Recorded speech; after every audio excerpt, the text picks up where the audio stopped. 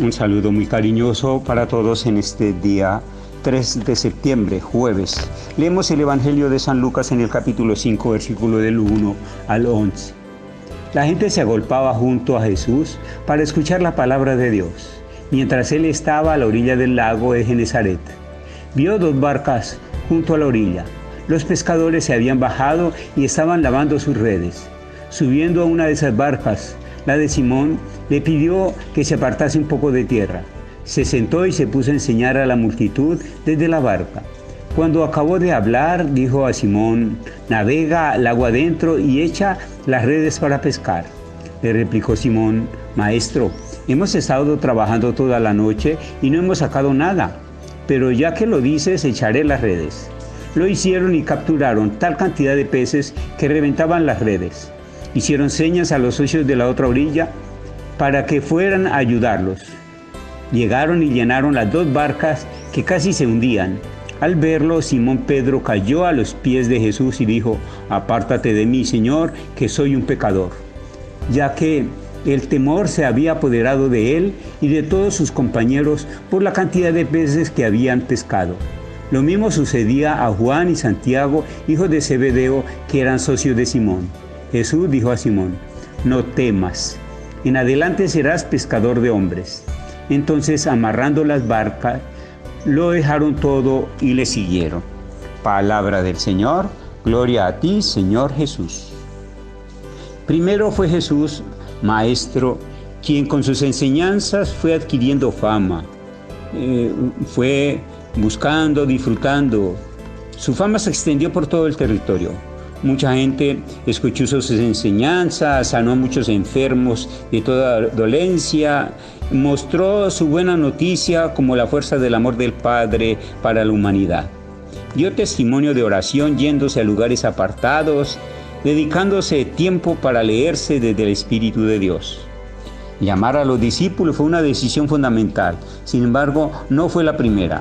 Sus discípulos salieron, por lo menos algunos, una parte de la gente que lo escuchaba, de las personas que habían seguido siendo testigos de cómo él trabajaba intensamente beneficiando la vida, pero también querían retenerlo en los territorios para que siguiera trabajando allí. La misión de Jesús estaba en pleno desarrollo. Esa tarea dependía solo de él y se extendía con él. Buscar a los discípulos fue una estrategia de crecimiento y expansión de su trabajo y sobre todo de sostenibilidad, la manera como su trabajo podía extenderse a otros lugares y sostenerse en el tiempo más allá de su durabilidad en la tierra. Incluso en la manera como expresa algunos seguimientos dentro del mismo grupo de los discípulos, también se puede captar una estructura interna que los tiene muy unidos entre sí y de manera fundamental con él. En el texto, Lucas describe el llamado a los primeros discípulos. Todos tienen sus ocupaciones, están llegando de una jornada agotadora, tienen su experticia profesional. El texto pone a Jesús rodeado de gente que se agolpa para escucharlo. Él se sube a una de las barcas de los pescadores y la utiliza para desde allí hacer llegar su enseñanza a la gente. Es precisamente desde allí y luego de su discurso teórico que no se conoce en su contenido, desde y cómo, haciendo una práctica de lo que acababan de enseñar, le dice a los pescadores que además del cansancio cargan la frustración de una noche trabajada en vano porque no logran sacar nada, que echen las redes para pescar. Simón le dice: «El trabajo ha sido de toda la noche, no hemos sacado nada, pero solo porque tú dices echaré las redes». Esta vez va Jesús en la barca y lo hacen después de la enseñanza de Jesús. Hay una enorme diferencia entre trabajar sin Jesús y ahora hacerlo con Jesús. La diferencia fue asombrosa, milagrosa. Tuvieron que pedir ayuda, llenaron las barcas y el éxito fue total. Simón cae de rodillas a los pies de Jesús, reconociéndolo como su Señor y él un simple pecador. El temor se apoderó de ellos, un sentimiento que se generalizó entre los demás socios de la pesca.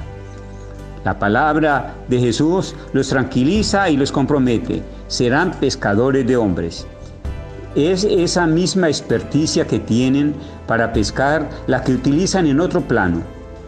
Ya la habilidad la tienen, ahora necesitan llenarse de Jesús para saber hablar de Él y de lo de Él. Ellos entienden muy bien lo que implica, los haré o serán. Inician la etapa de discipulado. Por eso, amarrando las barcas, lo dejaron todo y lo siguieron. Pasaron a segundo plano lo que tenían y vivían, haciendo para iniciar una vida donde Jesús ocupa el primer lugar. De esa catequesis que Jesús dictó, donde la gente se agolpaba para escucharle, y luego de la eficacia de la práctica, ellos entendieron que la vida con Jesús era mucho más exitosa que aquella que habían forjado con su propia experiencia y práctica de trabajo. Jesús les valora su experiencia como aprendizaje, solo les propone utilizarla en su empoderamiento y seguirlo. De allí ya Jesús siguió su camino acompañado y con una tarea más, ser maestro de unos discípulos que luego serán sus apóstoles.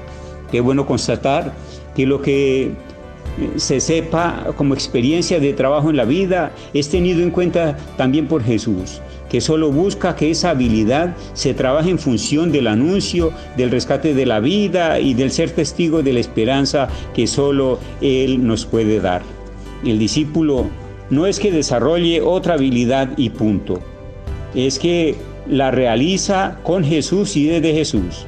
Seguirlo es una tarea de toda la vida y toda la vida será siempre nueva. Gloria al Padre, al Hijo y al Espíritu Santo, como era en un principio, ahora y siempre, por los siglos de los siglos. Amén. Oh Santa Teresita, patrona nuestra, enséñanos el caminito de tu infancia espiritual. La bendición de Dios, que es Padre, Hijo y Espíritu Santo, descienda sobre